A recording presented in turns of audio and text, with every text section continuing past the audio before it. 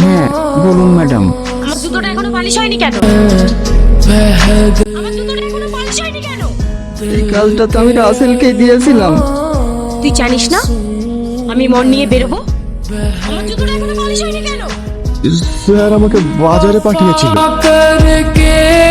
আগে আমার কাজ রেডি করবি, তারপর অন্য কিছু।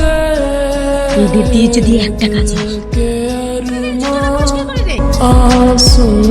একটা শরীরে বিয়ে করবে, তারটা নিজের ভবিষ্যৎ দেখবে, তবে আমার একটা শরীর খরচ আছে।